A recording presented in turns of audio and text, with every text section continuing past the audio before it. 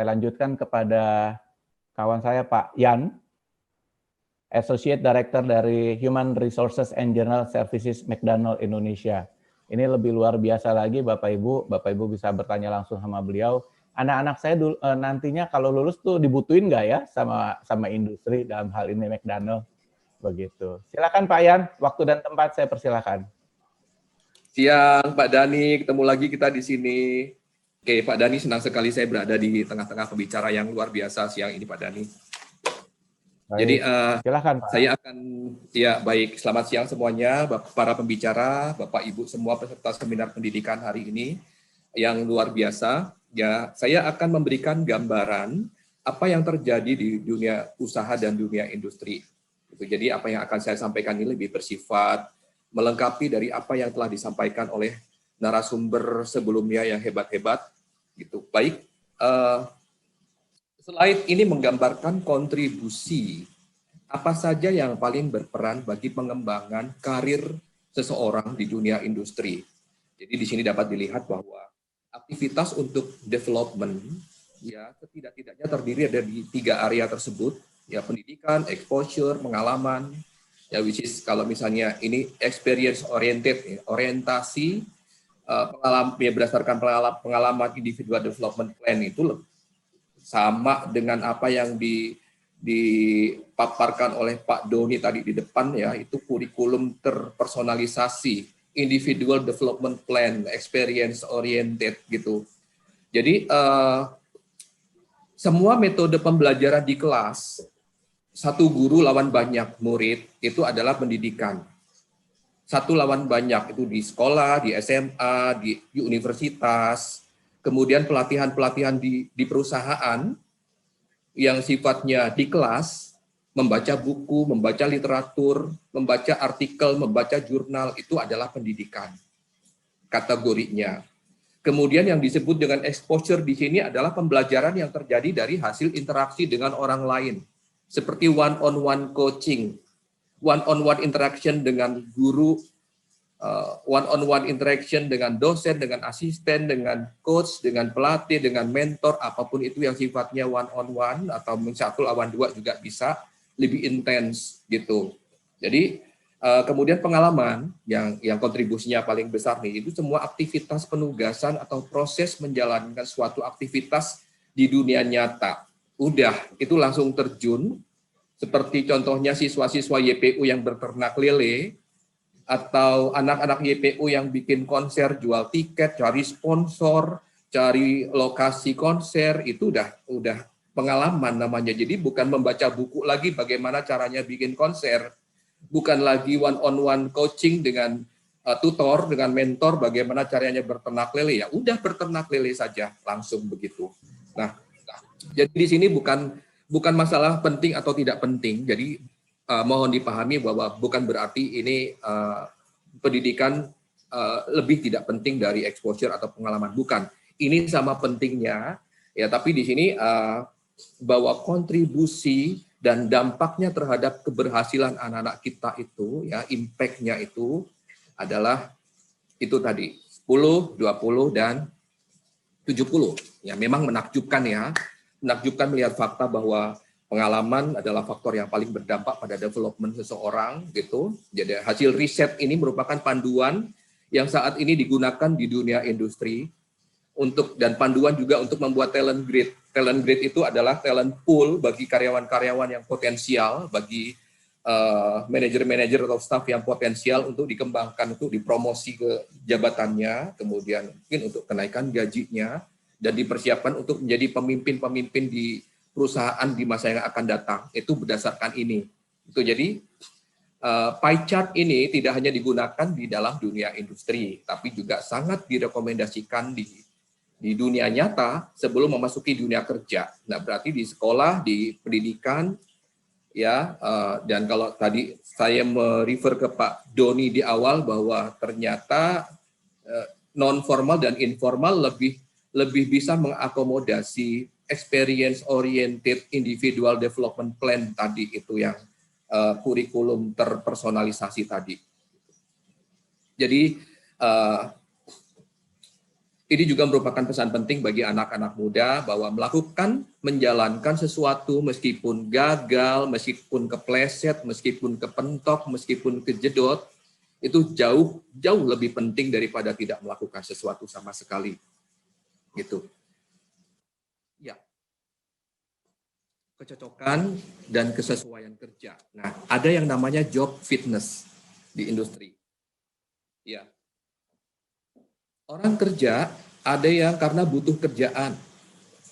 Orang kerja ada yang karena ingin bekerja, ingin jadi penyanyi, ingin jadi penari, itu udah bagus. Ingin menjadi penyanyi yang profesional, yang ngetop, go internasional, itu udah preference gitu. Ya, jadi bukan berarti yang need, yang penting dapat kerja, posisi apa saja. Itu menyedihkan. Itu seperti anak-anak bilang bahwa nyari kerja, apa posisi yang kamu harapkan?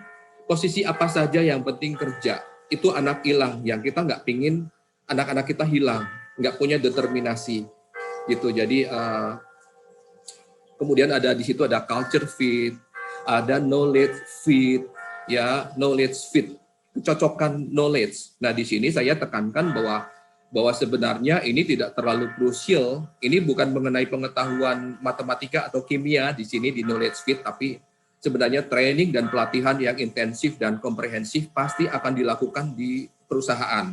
Jadi jangan khawatir mengenai knowledge fit, tapi culture fit.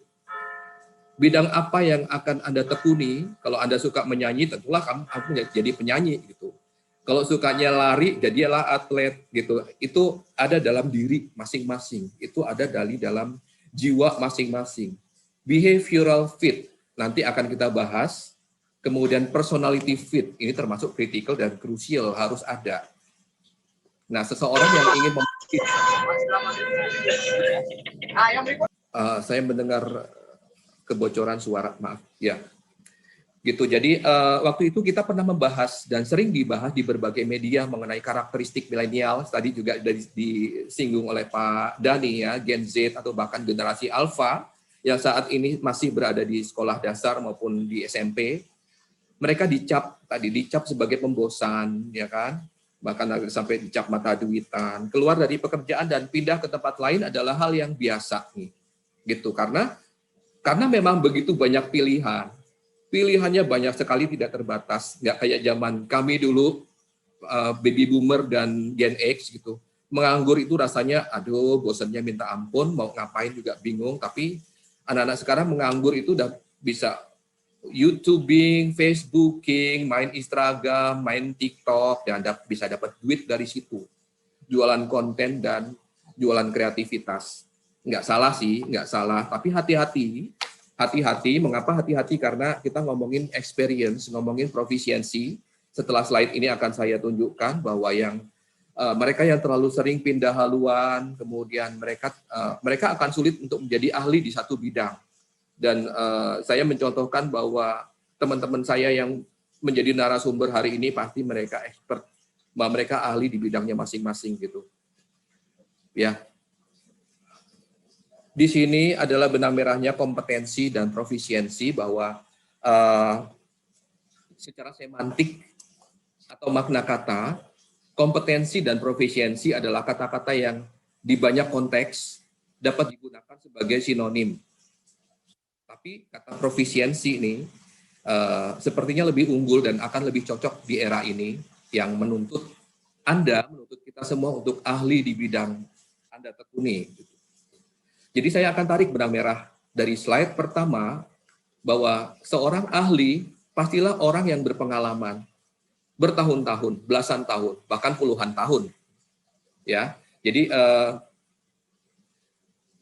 tadi para narasumber juga sebelumnya sudah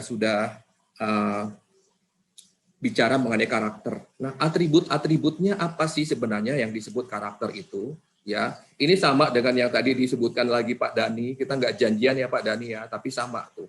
Yang namanya rasa penasaran, rasa ingin tahu, agile itu tangkas. Tadi tangkas Pak Dani tadi ngomong apa gitu, tangkas apa gitu. Cerdas tangkas atau apa saya lupa. Elastis. Tadi ada fleksibel, nggak kaku, connect, itu modal dasar. Ini kemampuan dasar yang kompetitif, tadi juga Pak Subi bilang kompetitif, bahwa ada tuntutan di saat ini competitive advantage, keunggulan kompetitif nggak hanya di level company, nggak hanya di level sekolah unggul gitu, tapi maksudnya sebagai seorang individu pun kita juga dituntut untuk mempunyai keunggulan kompetitif, apa yang lu punya, apa yang Anda punya yang orang lain enggak gitu. Justru ciri-ciri yang berbeda gitu itu akan lebih dilirik ketimbang yang maksudnya yang biasa saja, yang homogen gitu, yang sama dengan yang lain. Nah, itu disebut building block tadi, kemampuan dasar. Kalau nggak punya itu gawat. Gimana mau bersaing di dunia industri kalau misalnya orang dikit-dikit baper, dikit-dikit dikasih masukan aja terus ganti haluan lagi. It's called building block gitu. Nah, yang benang merah yang akan saya sampaikan di sini adalah profisiensi. Ya, saya akan menyampaikan 2 profisiensi tadi ke apa ya namanya ya, keahlian atau kepakaran itu. Yang pertama adalah eksekusi. Konsep, tapi giliran eksekusi terserah lu, terserah orang lain, itu nggak bisa. Konsep sesuai dengan tujuan organisasi dan konsep, eksekusinya juga jadi tanggung jawab kita. Eksekusi juga jadi tanggung jawab Anda dan tanggung jawab semua orang. Nah, itu setiap orang juga harus profisien, harus ahli di bidang eksekusi. Kalau enggak, berarti cuma ngomong doang. Nah, itu di industri sangat penting di sini. Gitu. Kemudian talent profisiensi artinya keahlian untuk mencetak orang lain untuk menjadi sepinter kita, sekompeten kita, kemampuannya setara dengan kita. Cari coaching, training gitu. Kemudian mencari masukan dari orang lain, mencari inspirasi dari orang lain seperti Pak Martin, ya, inspirasi saya, kemudian bertindak dengan berani tadi, courage. Pak Dhani juga bilang, orang lain mengatasi hambatan dan berkomunikasi jujur dan transparan. Katakan tidak bagus kalau memang tidak bagus, tapi harusnya seperti apa? Kasih masukan. Dan yang kalau dikasih masukan, tadi ingat building block. Jangan gembos, jangan baper, terus jangan berhenti, ganti haluan. Nah, profisiensi itu ahlinya ahli. Dan ahli itu pasti berpengalaman. Nah, memasuki dunia usaha, dunia industri, ya, dari pengalaman saya wawancara anak-anak baru, sarjana baru gitu pada saat mau masuk itu dilihat tuh ininya, strength-nya, Anda bisa lihat kekuatannya apa, kemudian cari gap-nya apa. Jadi ini juga selain untuk mengukur building block dan proficiency ini, selain mengukur performance karyawan yang sudah berada di dalam industri, itu juga mengukur orang-orang yang akan masuk sebagai saringan bagi seleksi bagi orang-orang yang akan masuk ke dunia industri gitu. Jadi kalau saya wawancara sarjana-sarjana baru, jelas secara pengalaman di dunia usaha, dunia industri pasti zero. Jadi dalam wawancara gimana ceritanya anak baru lulus kuliah terus ditanyain pengalaman untuk melihat profisiensinya. Eksekusinya, talentnya gimana gitu. Nah, yang contoh nih, saya akan kasih contoh. Jika saya menanyakan apa yang Anda lakukan pada saat Anda kuliah, kegiatan ekstra apa yang dilakukan selama kuliah 4 tahun. Ada yang menjawab bingung, bantu-bantu orang tua di rumah. Itu bukan kegiatan ekstra buat saya, tidak sama sekali membantu orang tua itu tidak bisa dimasukkan ke dalam CV. Tidak bisa digunakan sebagai nilai jual. Maksudnya jawaban wawancara kegiatan ekstra jika sedang tidak kuliah atau selama berada di kampus bantu-bantu orang tua gitu. Jadi yang seperti ini sebaiknya anak-anak juga harus diajarkan bahwa kesiapan memasuki dunia industri juga perlu dilakukan gitu. Ada lagi yang menjawab nggak kemana-mana, nggak ikut kegiatan apapun. Saya belajar untuk mengejar IPK saya 3,9. Nah, kita lihat apakah anak-anak sekolah atau anak-anak kuliah model seperti ini punya nilai jual di industri. Saya nggak bilang itu jelek, punya IPK 3,9, tapi kita lihat tadi itu, value seperti yang dikatakan Pak Dhani dan Pak Subi tadi, keunggulan kompetitifnya apa nih, gitu. Jadi, kalau saya wawancara, saya memilih anak-anak muda yang menjawab, oke, saya pada saat mahasiswa, saya menjadi kontributor majalah kampus. Dan saya punya pengalaman untuk mewawancara tokoh-tokoh penting di kampus. Bahkan saya pernah mewawancara bupati di kampus tempat saya belajar. Nah, hal-hal seperti itu, ikut taekwondo, ikut kegiatan band yang mengisi acara-acara dies natalis, itu sangat penting. Itu sangat penting untuk membangun karakter anak-anak agar terbiasa melakukan interaksi dan mengasah tadi itu yang disebutkan building block tadi, rasa ingin tahu, think agility, nggak gembos, dan itu kan belajarnya dari mulai sekolah dan mulai kuliah gitu. Jadi yang perlu dipahami di sini bahwa memasuki dunia industri dan keputusan perusahaan untuk hiring decision, untuk memutuskan seseorang itu di hire atau tidak, direkrut atau tidak, itu bukan berdasarkan rasa kasihan, berdasarkan need tadi yang saya sebutkan di slide sebelumnya, karena saya butuh kerja, jadi tolonglah terima saya, kan nggak gitu.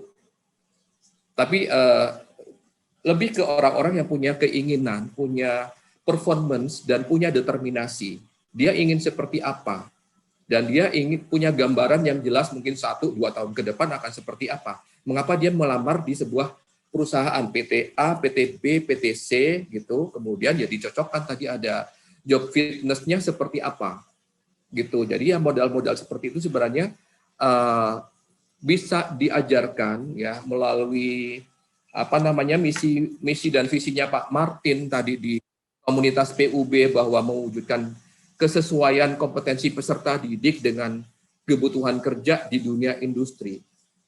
Nah, sekarang yang diperlukan adalah tindakan nyata tadi. Tindakan nyata memang harus difasilitasi melalui volunteering program, ya cari stakeholder sebanyak-banyaknya yang bisa berkolaborasi untuk menjadi volunteer, untuk mendevelop bagaimana caranya orientasi pengalaman ini bisa dilakukan di dunia pendidikan, terutama ya tadi ya ada keterbatasan di sektor formal, berarti informal dan non formal bisa dilakukan sesegera mungkin gitu. Jadi ini slide terakhir itu sebagai kesimpulan saja bahwa building block. Saya balik lagi. Jadi memang inilah fakta yang terjadi di dunia usaha dan dunia industri. Mudah-mudahan Bapak dan Ibu bisa memahami intinya, benang merahnya dari apa semua yang telah disampaikan oleh para narasumber saya sebelumnya, dan ini juga melengkapi dari paparan dari narasumber sebelumnya. Gitu. Jadi ini lebih fakta yang ada di dunia usaha dan dunia industri. Pak Dhani, dari saya cukup sekian. Jika ada pertanyaan atau jika obrolan-obrolan, silakan jika masih ada waktunya Pak Dhani. Siap. Tadi saya sudah koordinasi sama MC, masih dapat 1 pertanyaan, Bapak Ibu silakan disampaikan di chat room. Hanya saya ada 1 hal yang sangat luar biasa nih, yang pada saat ini ya Bapak Ibu, pada saat pandemi ini, kita pebisnis ataupun pekerja itu dituntut agile. Ya. Jadi kita harus lincah, kita harus cerdik, kita harus bisa memanfaatkan situasi. Dengan agile ini tiba-tiba bisa muncul yang namanya jutawan ikan cupang. Bisa muncul yang namanya jutawan daun janda. Ya, bisa muncul ya, yang namanya tuh, jutawan YouTuber. Betul ya Pak Yan? Betul banget. Jadi itu adalah kunci ya mengapa dikatakan bahwa yang bisa bertahan adalah yang bisa menyesuaikan diri gitu. Jadi ya udah sesuaikan diri, kita nggak bisa pakai cara-cara lama gitu ya, dulunya begini, sekarang juga harus begini, nggak bisa gitu. Itu betul banget Pak Dhani. Siap. So silakan Bapak Ibu untuk menyampaikan pertanyaannya. Apabila belum, sebentar. Saya izin stop. Ini ada slide share ya Pak ya. Oke Pak, siap. Baik. Ya. Saya lanjut. Jadi nanti bisa disampaikan aja pertanyaannya kepada admin ya.